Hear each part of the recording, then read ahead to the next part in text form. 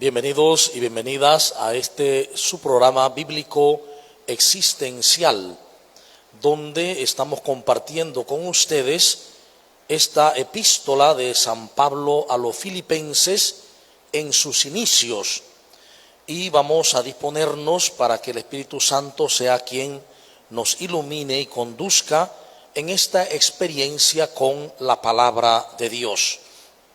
En el nombre del Padre, y del Hijo, y del Espíritu Santo, nos ponemos en tus manos, Padre misericordioso, para que sea tu Espíritu quien nos conduzca, nos ilumine, para no solo escuchar tu palabra, sino acogerla y creerla con alegría. Por Jesucristo nuestro Señor. Amén. Muy bien, la última vez que nos vimos, estuvimos hablando de la epístola o carta a los Filipenses como una obra que probablemente sí es de San Pablo. Habíamos dicho que los Efesios probablemente no, porque era un escrito que tenía otra forma, mientras que Filipenses sí parece ser del mismo Pablo, pero que no la escribió en Roma, sino probablemente en Éfeso, estando preso allí. Este texto comienza así: Pablo y Timoteo, siervos de Cristo Jesús, a todos los santos en Cristo Jesús que están en Filipos, con los episcopos y diáconos. Gracia a ustedes y paz de parte de Dios, nuestro Padre, y del Señor Jesucristo.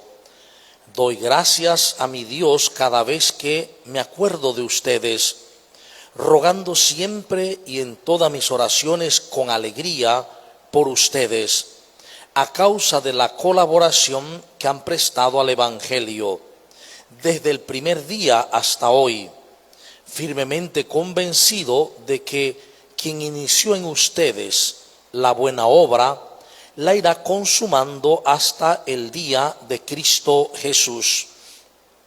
Y es justo que yo sienta así de todos ustedes, pues los llevo en el corazón, partícipes como son todos de mi gracia, tanto en mis cadenas como en la defensa y consolidación del Evangelio.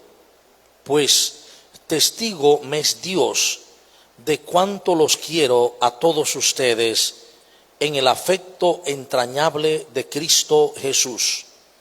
Y lo que pido en mi oración es que su amor crezca cada vez más en conocimiento y toda experiencia, con que puedan aquilatar lo mejor y llegar limpios y sin tropiezo al día de Cristo, lleno de los frutos de justicia que vienen de Jesucristo, para gloria y alabanza de Dios. Quiero que sepan, hermanos, que lo que me han sucedido ha contribuido más bien al progreso del Evangelio, de tal forma que ha hecho público en todo el pretorio y entre todos los demás que me hallo en cadenas por Cristo. Y la mayor parte de mis hermanos, alentados en el Señor por mis cadenas, tienen mayor atrevimiento en anunciar sin temor la palabra. Es cierto que algunos predican a Cristo por envidia y rivalidad, mas hay también otros que lo hacen con buena intención. Estos por amor, sabiendo que yo estoy puesto para defender el Evangelio; aquellos por rivalidad, no con puras intenciones, pensando que aumentan la tribulación de mis cadenas, y que, al fin y al cabo, con hipocresía o con sinceridad, Cristo es anunciado, y esto me alegra y seguirá alegrándome, pues yo sé que esto servirá para mi salvación, gracias a sus oraciones y a la ayuda prestada por el Espíritu de Jesucristo, conforme a lo que aguardo y espero, que en modo alguno seré confundido, antes bien que con plena seguridad, ahora como siempre, Cristo será glorificado en mi cuerpo, por mi vida o por mi muerte. Pues para mí la vida es Cristo y el morir una ganancia. Pero si el vivir en el cuerpo significa para mí trabajo fecundo, no sé qué escoger. Me siento apremiado por ambos extremos. Por un lado, mi deseo es partir y estar con Cristo, lo cual ciertamente es mucho mejor. Mas, por otro lado, quedarme en el cuerpo es más necesario para ustedes. Y persuadido de esto, sé que me quedaré y permaneceré con todos ustedes para progreso y gozo de su fe, a fin de que tengan por mi causa un nuevo motivo de orgullo en Cristo Jesús, cuando yo vuelva a estar entre ustedes.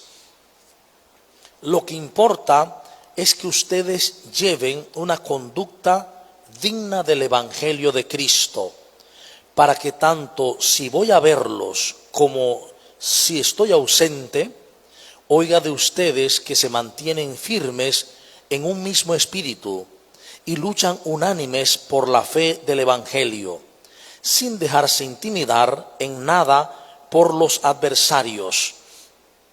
Esto será para ellos una señal de perdición y para ustedes de salvación.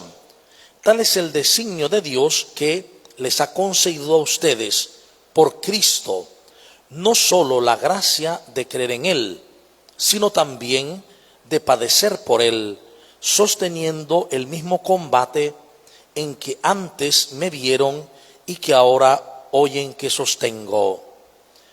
Bien, este es el capítulo 1 de la carta a los Filipenses y recordemos que estos textos son textos circunstanciales.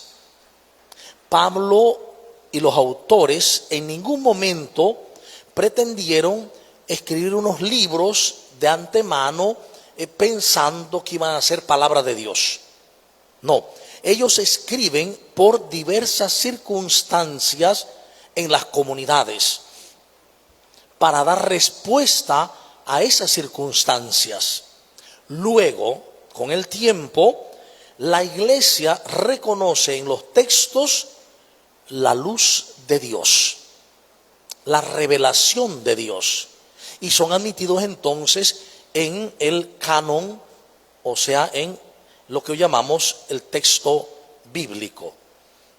Es importante también recordar que el término texto viene del latín texere, que significa tejer, tejido, y que todo tejido tiene muchos hilos, y que siempre que nos acercamos a un texto bíblico, queremos encontrar los hilos de la revelación, porque están los hilos de los hombres y los hilos de Dios entramados. Hay que saber reconocer aquello que es el hombre el que lo dice y aquello que es Dios quien lo dice.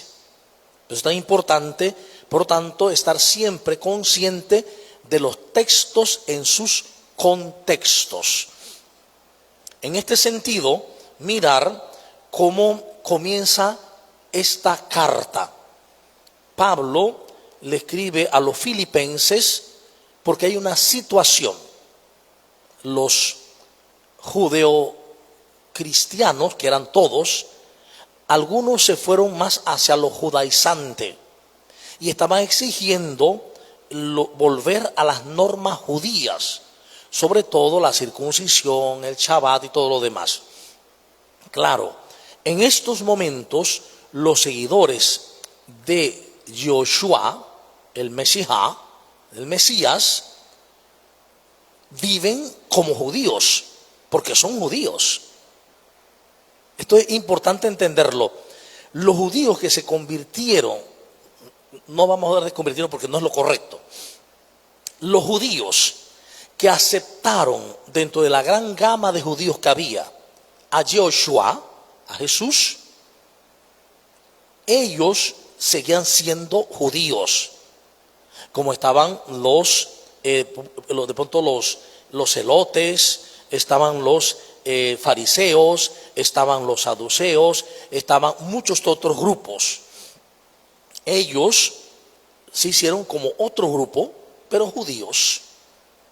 Tardíamente, comenzando en el año 89 más o menos, comienzan las grandes rupturas, porque los sacan de las sinagogas, los expulsan a los seguidores de Yeshua, los sacan de la sinagoga. Ellos tienen que buscar entonces cómo seguir adelante, porque en las sinagogas estaban guardadas la palabra, los rollos.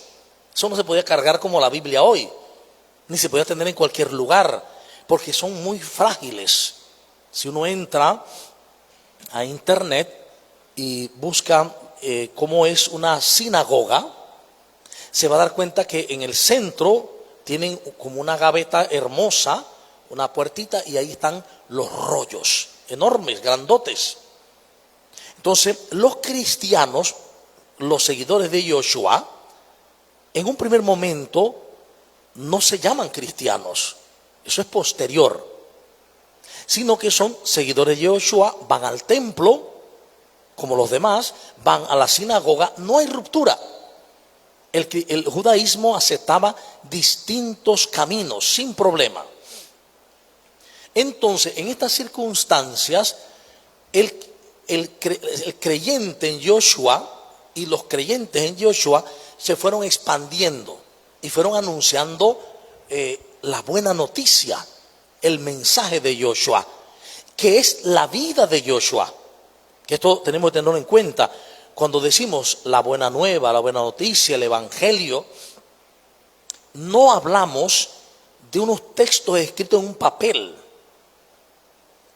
El texto escrito en el papel tiene que sacar de él lo que lleva escondido, la vida de Yeshua, la vida de Jesús, porque el evangelio es la misma vida de Jesús, que es vida para nosotros, para que la vivamos como Él, igual. No es una vida de santurronería, no es eso, es la vida plena que Jesús enseña. Entonces fíjense, hay un problema. Los filipenses pueden creer en estos otros grupos que se están también dispersando, que son seguidores de Yeshua, pero que están volviendo, retornando al judaísmo. Entonces, miren cómo saluda. Comienza así: Pablo y Timoteo, siervos de Cristo. Es decir, hay una claridad de ambos. Somos servidores, instrumentos de Cristo Jesús. Son los remitentes. ¿A quién le escriben? ¿Cuándo le escriben? Más o menos hacia el 60 después de Cristo. 60, 64 después de Cristo, más o menos. Y dice: a todos los santos en Cristo Jesús. ¿A quiénes le escriben? A todos los santos en Cristo Jesús. Agios en Christos, en griego. Pablo está claro que la comunidad que sigue al Mesías, que forma parte de las comunidades del Mesías, son comunidades santas. Están claros en esto. Son comunidades santas. Las personas de las comunidades cristianas son comunidades santas. ¿Por qué? Porque el esquema que tiene Pablo ya en su mente, en su corazón, es que es un cuerpo, cabeza y cuerpo, y que la cabeza es Cristo Jesús y que el cuerpo es la comunidad. Por lo tanto, así como la cabeza es santa, el cuerpo también lo es, por participar de la cabeza. Entonces, claro, él sabe que los que están en Filipos son santos. Dice: con los episcopos y diáconos. Algunas Biblias dirán con los obispos y diáconos. Pero estos obispos y diáconos no se refiere a los obispos de hoy, como hoy se entiende. No. Se entiende que en aquel momento habían presbíteros, presbiteroi, ancianos. Y los presbíteros, cuando fueron creciendo las comunidades y habían más presbíteros, escogían a un presbítero para que vigilara, para que estuviera atento a que las enseñanzas del Mesías no se perdieran, para que las enseñanzas del Mesías no se de pronto alteraran. Entonces se le llamaba episcopo y en griego, que significa vigilante, o obispo en español, pues. En realidad, la traducción de episcopo a obispo no fue la más correcta. Debe haberse traducido como vigilante. El episcopo era un presbítero coordinador, un presbítero vigilante. Y los diáconos eran colaboradores con el obispo. Estos eran los que de ese momento, ¿no? Entonces, ¿qué es lo que desea Pablo? Dice, gracia, con mayúscula, a ustedes y paz de parte de Dios, nuestro Padre, y del Señor Jesucristo. ¿Qué es lo que desea Pablo? Fíjense, un pastor. Gracia, que es la vida en Dios, paz de parte de Dios y de Jesucristo. El deseo de la paz, el deseo de la gracia. Esto requiere un corazón puro, un corazón, una mente pura, que sea capaz de realmente sentir y desear lo mejor para el otro. Y lo mejor es la gracia, es decir, todo el amor de Dios entregado. Dice, doy gracias a mi Dios, por otra parte, cada vez que me acuerdo de ustedes. Imagínense, en una comunidad de hoy, uno se acuerda de alguien de la comunidad y entonces dice, gracias Señor por esta persona. Gracias Dios por este equipo. Gracias Dios. ¿Será lo que hacemos hoy? ¿O eso ya pasó al olvido? Y a veces ni nos acordamos de las personas de la comunidad. Pablo dice, yo doy gracias a mi Dios cada vez que me acuerdo de ustedes. Además, orando siempre y en todas mis oraciones con alegría por todos ustedes. Pablo dice que él ora con alegría, no ora con miedo, no ora con tristeza. ¿Por qué ora con alegría? Porque está inundado del amor, porque está abierto al amor, y solo el que está abierto al amor tiene un corazón alegre. Y dice entonces, es más, por todos ustedes a causa de la colaboración que han prestado al Evangelio desde el primer día hasta hoy. Pablo es consciente del esfuerzo de las comunidades, del esfuerzo de las personas, del gastarse de los demás. Firmemente convencido de que quien inició en ustedes la obra, la irá consumando hasta el día de Cristo Jesús.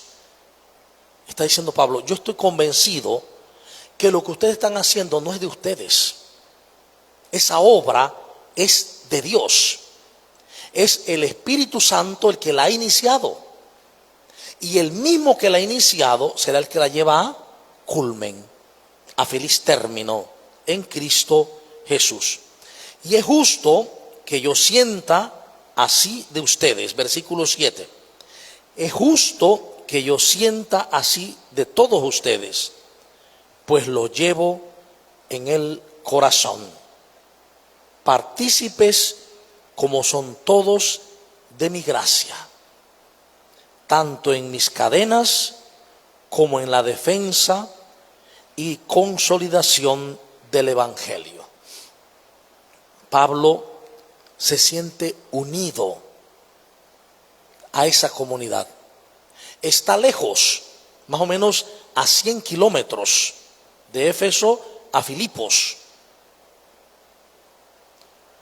Sin embargo, dice, lo siento conmigo, están conmigo, porque la conciencia de Pablo es que ellos son uno solo, en Cristo, un solo cuerpo. Es más, dice, y lo que pido en mi corazón es que sepan que tengo un afecto entrañable de Cristo Jesús. El afecto que siente por esa comunidad no es mero un afecto humano, no es una gratitud humana. Bueno, me ayudaron en el esfuerzo evangélico y me siento humanamente agradecido. Dice, no, es algo más. Dice, mi afecto y mi cariño está consolidado y es entrañable de Cristo Jesús. Es el amor en Cristo. Es el amor en la conciencia de ser un solo cuerpo. Es un amor que va más allá de los ojos físicos, porque los ojos físicos ven separación. Este me gusta, aquel ya no me gusta, aquel me cae mal. Esos son los ojos físicos. Pero la mirada desde Cristo hace ver a todos como un cuerpo. Por lo tanto, todos son parte de mí. Todos me pertenecen y yo les pertenezco a todos. Por lo cual, el hilo que los une no es un meramente hilo afectivo, es el hilo del afecto en Cristo Jesús. Y veremos por qué dice esto. Dice así, y por eso, versículo 9, lo que pido en mi oración es que su amor crezca cada vez más en conocimiento y en toda experiencia. ¿Por qué? ¿Qué es lo que pide, dice Pablo, a Dios en Cristo Jesús por los filipenses? Lo que yo le pido a Dios, dice, en mis oraciones, es que crezcan en el amor. Miren, cuántas veces nosotros en las comunidades modernas o posmodernas estamos orando por personas o por comunidades con ese deseo de que crezcan en el amor. ¿Ve? Pero fíjense, que crezcan no en el amor humano nada más. El término que usa ahí es agapan, que viene de agape, que es el amor de Dios, el amor total, el que no espera nada, el que lo da todo y su alegría es darlo por amor. Este amor, en este momento, en este tiempo circunstancial también, no todo el mundo lo experimenta. De pronto lo puede experimentar una madre que es capaz de dar todo por sus hijos y aunque se quede sin nada, se siente feliz por haber dado todo a sus hijos. O un padre que ama mucho a sus hijos y hace lo mismo. Se quita, como dicen los viejitos, el bocado de la boca y se lo da a su hijo. Y esa es su alegría. No siente una pérdida. Por esa línea va el ágape, el agapan. Un amor cuya alegría es darse. No espera más nada. Entonces, en este sentido, dice, yo oro porque tengan y crezcan en ese amor. Pero crecer en ese amor es crecer en una conciencia. No es ahora cómo voy a hacer para crecer en ese amor. Ya sé qué voy a hacer. Voy a empezar a regalar mis cosas. No va por ahí. Tiene que comenzar de adentro hacia afuera. En un crecer la conciencia. ¿Qué significa crecer la conciencia? Darme cuenta cada vez más y más de la verdad. Darme cuenta más y más que soy amor. Entre más me doy cuenta que soy amor, imagen y semejanza del amor mismo, que es Dios, más entonces me abro a mi propio ser y más vivo lo que soy, amor. Así es como crece el amor. No es algo que viene, un rayo, no, es en la conciencia. Y entonces luego, fíjense, dice, luego va a decir, y en toda experiencia. Primero, el amor tiene que crecer en el conocimiento que desde el punto de vista hebreo, que Pablo es un hebreo. Pablo nació judío, vivió judío y murió judío, al igual que Jesús. Pero un judío creyente en Joshua. ¿Ven? Pablo nunca desertó del judaísmo. Él vivió judío.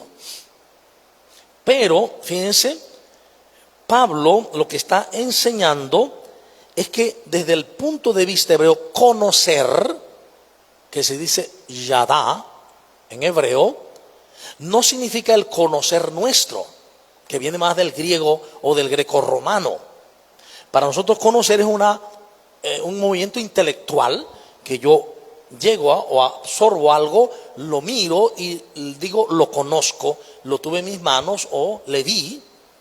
En el mundo hebreo ese yadá significa intimidad profunda, tanto así que incluso sexual.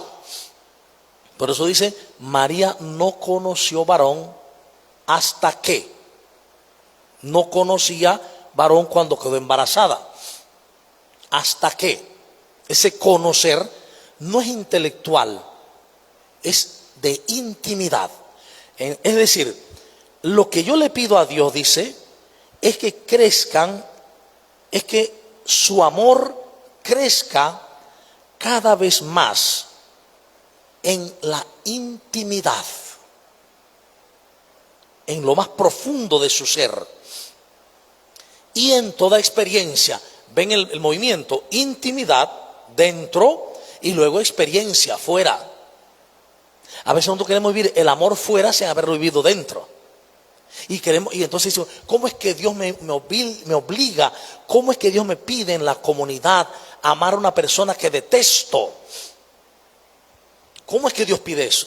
Pero es que estamos pensándolo mal, lo estamos mirando mal. Dios nos está pidiendo amar desde fuera. Eso no se puede así. Es con una experiencia de intimidad profunda que entonces se lleva a lo externo, a la experiencia. Con que puedan, dice, aquilatar lo mejor. El amor vivido dentro y luego en la experiencia es lo que puede aquilatar lo mejor. Aquilatar lo mejor y llegar limpios y sin tropiezo al día de Cristo. Oiga, el día de Cristo aquí hay que entenderlo, puede entenderse de varias maneras. Uno puede entender, es el fin del mundo. Pero también puede recordarse que para Pablo el día de Cristo es el domingo, el primer día de la semana.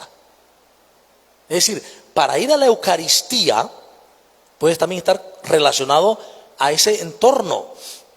Muchas veces se interpreta, bueno, para llegar limpios al día de Cristo, cuando Cristo venga ya definitivamente. Puede ser en esa línea. Pero también hay otra probabilidad, que esté hablando del día de Cristo, que es el domingo, y que para ir limpio a la Eucaristía hay que ir lleno de amor, interna y externamente. Y es una probabilidad porque estaba hablándole a una comunidad. Dice, llenos de los frutos de justicia que vienen de Jesucristo. Entonces, la justicia no es la que habla aquí, ni la punitiva, ni la justicia distributiva, ni la justicia que sea, vindicativa o lo que sea. La justicia de la que habla aquí es un término que se dice tzedaká y significa un acto basado en el amor, un acto de bondad basado en el amor que cubre el error del hermano. Esa es la justicia desde Dios, o la justicia divina. Es decir, nosotros hemos creído que la justicia divina, y así lo cree mucha gente, es como la justicia de un juez de aquí, de pronto de la ciudad judicial. Una justicia que es castigo o libero. No. La justicia que habla la palabra de parte de Dios mismo, no la que dicen algunos de Dios, no, la que Dios reveló es la Sedaká, que significa el acto de bondad que cubre el error del hermano. Por eso es que en Cristo, en la cruz, crucificado, dice, Dios le hizo la justicia al mundo, a todos los hombres y mujeres.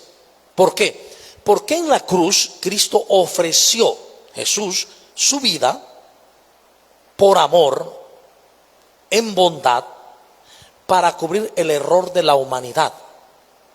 Este es el Cordero que quita el pecado del mundo. Eso es lo que significa. Es un acto de justicia, de sedaká, en Cristo. Y esa justicia de Cristo es la que nosotros debemos asumir también. No la del mundo, la de Cristo, la de Dios, para gloria y alabanza de Dios. Es decir, para que se manifieste Dios. A través de la vida de justicia en nosotros, se manifiesta Dios. Cuando en nosotros lo que se manifiesta es la bondad basada en el amor, que cubre el error del hermano, ese acto está manifestando a Dios. Le está alabando. Es la gloria, la doxa. Además dice el texto, quiero que sepan, versículo 12, quiero que sepan, hermanos, que lo que me ha sucedido, o sea, que lo tomaron preso, lo han maltratado, está en cadenas, ha contribuido más bien al progreso del evangelio. Fíjense, él está preso y no está lamentándose que por qué me pasó eso a mí, yo que tanto he dado por el evangelio, yo que tanto he amado a Cristo. No. Miren la actitud de Pablo. Dice que quiero que sepan, hermanos, que lo que me ha sucedido ha contribuido más bien al progreso del evangelio. ¿Por qué? Dice, de tal manera que se ha hecho público en todo el pretorio y entre todos los demás, es decir, los paganos, entre comillas, que me hallo en cadenas por Cristo. Es decir, que yo estoy dando testimonio de Cristo y me tienen encadenado porque no reniego de Cristo, no acepto los dioses romanos, ni acepto al César como Dios, sino a Cristo. Entonces, este hecho está sirviendo para que la gente se dé cuenta que mi fe es una fe inquebrantable y que soy testigo del Señor. Y la mayor parte, dice, de los hermanos alentados en el Señor por mis cadenas, es decir, el ejemplo de Pablo le ha servido a los hermanos también. Dice, para predicar con mayor atrevimiento y anunciar sin miedo la palabra de Dios. Sin miedo, la palabra de Dios. Entonces, en medio de circunstancias difíciles, problemáticas, duras, la fe, el grado de conciencia en Dios es lo que me mantiene ecuánime, me mantiene sereno, me mantiene con un corazón abierto, sabiendo que todo es bueno para los que aman al Señor. Todo le viene a bien por aquellos que aman al Señor. Y dice, y es cierto que algunos predican a Cristo por envidia. Es decir, había un grupito que estaban predicando a Cristo por envidia a Pablo. Eso se da en las comunidades también. ¿Ve? La envidia. Lo hacen, dice, con envidia y rivalidad. Mas hay también otros que lo hacen con buena intención. Entonces, en la comunidad se pueden hacer las cosas de dos maneras: por envidia y rivalidad o con buena intención. ¿Con qué intención me acerco yo a hacer un servicio en la comunidad, a dar un servicio en la comunidad? ¿Lo hago por envidia y rivalidad o lo hago por buena intención? Es lo que va a decir Pablo aquí. Entonces miren, Dice, estos por amor, con buena intención, sabiendo que yo estoy puesto para defender el evangelio. Aquellos por rivalidad, no con puras intenciones, pensando que aumentan la tribulación de mis cadenas. Es decir, aquellos que tenían mala intención estaban predicando a Jesús, pero con mala intención, no con pureza de intención. Entonces fíjense, ¿y qué? ¿Y qué? Pablo es libre.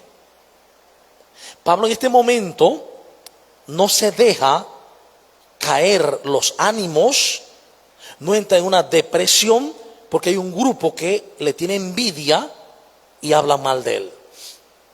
Para nada. Fíjense, ¿y qué?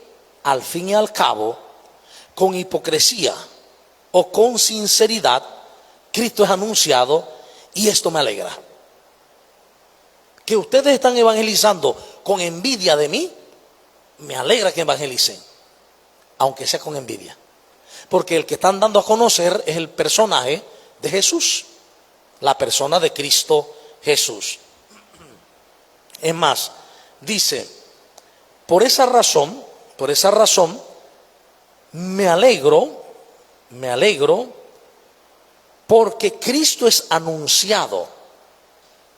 Y eso es lo importante. Pues yo sé que esto servirá para mi salvación. Ahora, recuerden que la salvación no es lo que se entiende hoy por salvación. Lo que hoy entiende la mayoría de la gente por salvación es algo post-mortem. La persona alcanza la salvación después de muerto. Yo voy a citar aquí al obispo, al emérito de Roma, Benedicto XVI, que en su libro Jesús de Nazaret habla de esto. Y él dice, la mayoría de la gente cree que la salvación es algo para después, cuando no es así. La salvación es para aquí. Después de muertos, lo que hay es plenitud, y de eso no tenemos idea, ni nos cabe en la cabeza. La salvación que Dios espera para nosotros ahora es aquí, y significa una vida abundante, una vida llena de amor, que ha crecido en el amor, una vida que se vive como Cristo. Eso es importante, ¿por qué? Porque hay que entender entonces por qué eso le sirve para la salvación. Claro, si él, aunque le tengan envidia y le odien y haga cosas con malas intenciones, él no se deja tocar por eso. Porque si se dejara tocar en su interior por eso, perdería la paz de Cristo. Se llenaría de ira, soberbia, ataque, defensa. Sin embargo, dejando pasar eso, bueno, ¿y qué? Dejando pasar, me tienen envidia, habla mal de mí, ¿y qué? Si están hablando de Cristo, eso vale la pena ya. Eso es ser libre. Una persona totalmente libre, y en eso está la salvación, en una vida de paz. Por eso Jesús dice que el que tiene al Hijo del Hombre tiene ya la vida eterna. Tiene la salvación ya, ahora. Porque la vida eterna, la salvación es saberme amado totalmente por Dios, con un amor que nada me apartará de Él. Y si Dios, Hashem, el Creador, el que me ama de manera infinita, ¿quién me puede apartar de ese amor? Y si Dios me ama infinitamente y soy amor, ¿de qué tengo que preocuparme? De lo que dice la gente, de las opiniones, de las interpretaciones, para nada. ¿Y qué? ¿Ve? Esa es la libertad que da el Evangelio. Dice, gracias a sus oraciones y a la ayuda prestada por el Espíritu Santo, el Espíritu de Jesucristo. Pablo está claro, el Espíritu de Jesucristo. El Espíritu que es uno solo, es el Espíritu de Jesucristo, de la cabeza y del cuerpo. No sé si los que estuvieron en misa hoy, que usé la plegaria tercera, pusieron atención, ¿no? En un mismo espíritu y en un solo cuerpo. En un solo espíritu y en un solo cuerpo, el de Cristo. Es decir, estar conscientes que somos parte de un solo cuerpo, el de Cristo. Y tenemos el mismo espíritu de Cristo. Es más, dice el texto, Cristo será glorificado en mi cuerpo. En mi cuerpo. Pablo está claro que Él no es un cuerpo, sino que Él habita en un cuerpo, que es como una morada terrenal. Y el cuerpo es importante, sí, pero no es lo definitivo. Yo voy a glorificar, voy a manifestar, glorificar es manifestar a Dios, a Cristo en mi cuerpo, por mi vida o por mi muerte. Miren, esto es maravilloso. Dice el texto así, lo va a decir claramente, ¿no? Cristo será glorificado en mi cuerpo, ¿sí? En mi cuerpo, ya sea por mi vida, ya sea por mi muerte. Esta convicción es fuerte, ¿eh? A través de mí, de mi acción, Cristo es manifestado, ya sea viviendo o ya sea que muera. Manifestado queda Cristo en mí. Pues para mí, y ese es el motivo por qué es manifestado Cristo, para mí la vida es Cristo. Para mí la vida es Cristo. Y la muerte es una ganancia. Dice, versículo 25, y persuadido de esto, sé que me quedaré y permaneceré con todos ustedes, porque está en un dilema. O dice, me gustaría irme con Cristo, pero también me gustaría quedarme con ustedes. Irme con Cristo sería lo mejor. Quedarme con ustedes les ayuda a que les dé más conocimiento, más experiencia de Cristo. Dice, entonces seguiré lo segundo. Voy a quedarme, prefiero quedarme, y persuadido de esto, permaneceré con todos ustedes para el progreso y gozo de su fe. Pablo dice, no me quedo por egoísmo, porque yo quiero quedarme en esta tierra y no quiero irme de la tierra, no quiero morir, no. Voy a luchar por quedarme, o sea, voy a cuidar mi vida, pero es para que yo pueda darle a ustedes más gozo y más formación en Cristo Jesús. De tal manera que tengan un motivo de orgullo en Cristo Jesús cuando yo vuelva a estar entre ustedes. Es decir, que lo que Pablo está diciéndole a ellos es que Él quiere animarlos a vivir según Cristo, y que esa vida según Cristo no es otra cosa que vida en el amor, y que ese amor que va creciendo en conciencia va a ser el testimonio más claro. Lo que importa es que ustedes, versículo 27, lleguen o lleven, dice, una conducta digna del Evangelio de Cristo. Una conducta digna del Evangelio de Cristo. Esto no es moralismo, para nada. No es algo moralista, sino que es una conducta digna de la vida. El Evangelio es la vida de Cristo, digna de la vida de Cristo Jesús. Es decir, una conducta como la de Jesús. Es decir, una conducta de amor. Él mismo lo dijo, ámense los unos a los otros como yo los he amado. Esa es la conducta de Jesús, una conducta de amor, que es la que pide que nosotros vivamos. Pues es la misma cosa, es vivir una conducta del Evangelio, digna del Evangelio, para que tanto si voy a verlos como si estoy ausente, oiga de ustedes que se mantienen firmes en un mismo espíritu, es decir, en la conciencia de unidad, que hay un solo espíritu que nos une a todos, en un mismo espíritu, y luchan unánimes por la fe del Evangelio, sin dejarse intimidar por los adversarios, en nada. Y esto será para ellos una señal de perdición y para ustedes de salvación. ¿Ven en qué contexto habla de salvación? Para ellos es perdición porque se han ido al error. Para ustedes es salvación porque siguen la verdad. ¿Cuándo? Aquí y ahora. Esa salvación es aquí y ahora. Es más, dice, tal es el designio de Dios que les ha concedido a ustedes por Cristo, no solo la gracia de creer en Él, sino también de padecer por Él, sosteniendo el mismo combate en que antes me vieron y ahora oyen que sostengo.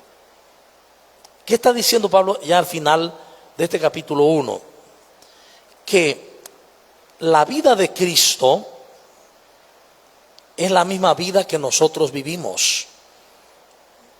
La vida de Cristo la compartimos nosotros. No es una vida distinta.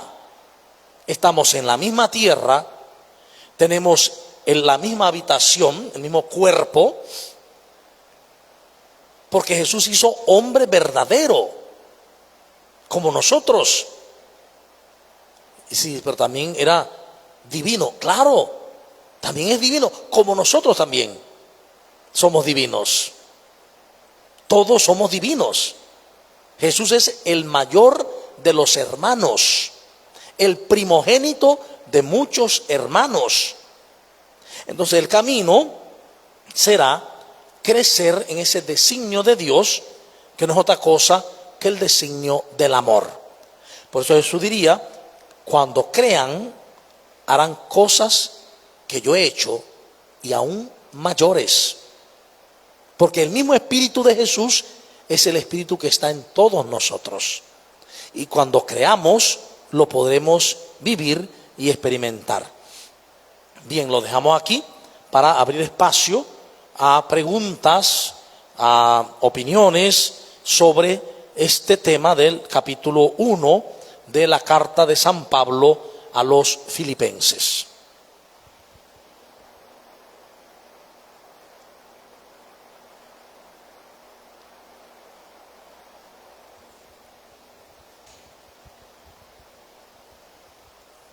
Parece que todo está muy claro, excelentemente claro. Entonces vamos a ver algunos elementos que necesitamos comprender. En el sustrato de estas cartas está el pensamiento hebreo. Fueron escritas en griego, pero el sustrato es hebreo. Es una mentalidad hebrea. Por eso cada vez que nosotros leemos los textos del Nuevo Testamento, no podemos obviar eso. Hay que entender cómo lo hebreo está debajo de todos los textos. ¿Por qué razón? Porque ¿de quién se está enseñando? ¿Sobre quién? Sobre Jesús. ¿Y quién era Jesús? Un hebreo. ¿Sí? Nació judío, vivió judío y murió judío. Es más, vivió Galileo más que judío. Y murió siendo un Galileo en Judea. Entonces eso no se puede olvidar. Y hay que entender entonces qué es lo que Jesús, desde la mentalidad de su tiempo, quiso enseñar, quiso mostrar, para no perder la esencia. Y la esencia siempre será el camino del amor. ¿Por qué? Porque Dios es amor, porque el Padre es amor. ¿Por qué? Porque Dios nos hizo desde el amor. Nos hizo como amor y nos hizo para el amor. Por lo tanto, hemos dicho al inicio, somos imagen y semejanza de Dios y decimos que Dios es amor, entonces somos imagen y semejanza del amor. Por lo cual, estas cartas lo que buscan es que esas comunidades y hoy las nuestras vivamos sabiendo lo que somos, sabiendo quiénes somos y viviendo eso que somos. Mientras que las comunidades no descubramos que somos amor, que somos un pueblo santo, los santos de Doleguita, los santos de La Sonde, los santos de Chiriquí, son un pueblo santo. Mientras no entendamos que somos un pueblo santo, porque estamos unidos a Cristo cabeza, que es santo, y tenemos un mismo espíritu en todos, que nos une a todos en un solo cuerpo, y nos descubre que somos amor. Mientras no veamos eso, no podemos vivir el florecimiento de las comunidades. No veremos florecer las comunidades. Fíjense, ¿dónde está el florecer de las comunidades? La gente decía, uno, miren cómo se aman. Y quedaban admirados porque nadie pasaba necesidad. Porque todos compartían todo lo que tenían y se repartían lo mismo para todos. De tal manera que en las comunidades nadie pasaba hambre y todos tenían lo mismo. Para llegar a eso, que es el compartir de bienes, hay que primero avanzar en esto. Mientras no crezcamos como comunidades de amor, será imposible hacer compartir de bienes. ¿Por qué razón? Porque veremos después que a una comunidad se le da dinero, a un pobre se le da dinero, pero se le acaba y vuelve a pedir, vuelve a necesitar. Pero si esa persona entra en una comunidad, forma parte de una comunidad del Mesías, cristiana, y en esa comunidad se tiene suficiente amor para compartir todos, nadie pasará necesidad. Por tanto, entrar en una comunidad mesiánica, en una comunidad de Jesús, es garantía de vivir en igualdad, en dignidad y en equidad. Es garantía de no pasar necesidad, de ser comunidades que solventan todo, porque el reino de Dios es lo más importante. Por lo tanto, todo lo demás viene por añadidura. Mientras no logremos esto, estaremos siempre apegados, muy cristianos, muy católicos, pero apegados al dinero, apegados a los bienes, incapaz de compartir, de dar. Buenas noches, Padre. En relación a ese tema, cuando usted hacía referencia de los grupos, ¿verdad? Las personas que oraban unos por otros, y donde en este caso, ¿verdad?, nos está compartiendo, nos lo ha dicho también anteriormente, la importancia de orar unos por otros. Nosotros, como laicos, orar por nuestros sacerdotes, igual los sacerdotes por nosotros y por nuestros hermanos. Entonces, esa parte, siento que aquí ha hecho énfasis en esa partecita de crear esa conciencia de la importancia de la oración. No una oración de pedir, como a veces acostumbramos, sino una oración para estar conscientes, estar despiertos en ese amor, en la importancia de esa unidad de Cristo cabeza y de nosotros como su cuerpo. Y es importante saber o entender que, dice Pablo, y yo oro al Señor para que crezca el amor en ustedes. Es decir, lo más importante en una oración por alguien es desear para ese alguien que crezca en el amor de Dios. Porque no hay nada más importante. Bueno, que crezca en la salud. Bueno, la salud es buena, pero la salud sin amor, nada. Es que cree que bueno que consiga un trabajo, sí, trabajo, pero sin amor, nada. Lo más importante es el amor. Por eso la oración es, ante todo, deseo de amor para el que clama amor. Recuerden que solamente hay dos formas de existir en este mundo: o vivo dando amor o vivo clamando amor. Entonces el hombre, la mujer de amor, orante, lo que hacen es desear que el amor llegue donde está el clamor de amor. ¿Ven?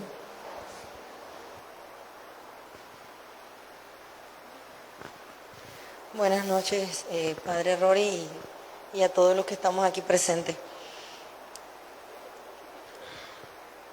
Es sobre lo que estaba comentándonos ahorita, sobre cómo debe ser el trato, el afecto, el interés en una comunidad. Y eso que usted estaba comentándonos ahorita, para llegar a eso, debemos llegar a esa conciencia de entender lo que significa el amor por el otro y por uno mismo. Como decía al inicio, hay que trabajar la interioridad y también recordar al otro, estar también sabiendo que el otro es parte de mí. Mientras no haya esa conciencia, yo sigo apegada de pronto a una casa, a un auto, a dinero, a bienes. Entonces, sí, yo comparto, como lo estamos viendo en los domingos, que el tercer domingo debemos compartir para las personas que no tienen alguna facilidad de comprar alimentos y cosas tan esenciales que tal vez a nosotros en casa tenemos o que tenemos la posibilidad de cómo obtenerlos. Y entonces, desde allí comenzar a pensar, cuando traemos esa donación, pensar no en dar como un poquito o lo que, o sea, como algo, sino realmente desprenderse y saber y confiar en Dios de que así como ese alimento llegó a su mesa, también llega a la mesa del hermano. Y no solo el alimento, la medicina y muchas otras necesidades que nosotros sabemos porque también las hemos experimentado. Entonces comenzar a vernos no como el que hace esto o hace lo otro, sino desde el punto de vista de hago esto porque veo que en ese momento eso que hago es para el bien común, no es para yo resaltar. Entonces, en la medida en que comencemos a vernos de esa manera, nos vamos a ver un poquito con más aprecio, con más cariño y con más esa hermandad real que incluso desde casa hay que trabajarlo.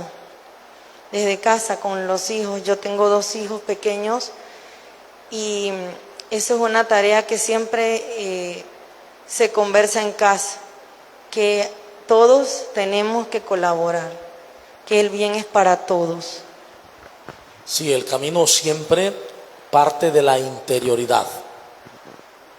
La conciencia se abre en la interioridad. Silencio y meditación, meditación y silencio. Y esto nos lleva entonces a conocer quiénes somos de verdad. Y desde la revelación, con más claridad todavía, saber quiénes somos y que efectivamente podemos ayudar a otros. Pero Jesús dijo, a los pobres siempre los tendrán en el mundo. ¿Por qué razón? Porque mientras los pobres no formen comunidades en Cristo Jesús, donde la conciencia del amor crece, donde se superan las desigualdades, no cambiará la pobreza. Entonces uno puede toda una vida, y aquí lo hemos experimentado, darle toda la vida bolsa de comida a una señora pobre, luego a la hija de la señora y luego a la nieta de la señora, porque es una cadena. Es una ayuda, claro que sí. Pero el ideal sería que los pobres formaran comunidades con los que más tienen. Y juntos, los pobres aportando lo que tienen y los que tienen aportando lo que tienen, todos tengamos lo mismo, sin pasar necesidad. Pero para poder llegar a eso se requiere una madurez. Igual que cuando se crece en ese amor, es cuando se vive los ministerios con buena intención, lo que decía Pablo. No por envidia, no por parecer, no por... con buena intención, es decir, la intención del amor. Lo hago por amor y no pido más nada. No busco más nada. Bien, entonces vemos cómo es importante estos textos para la vida de la comunidad hoy.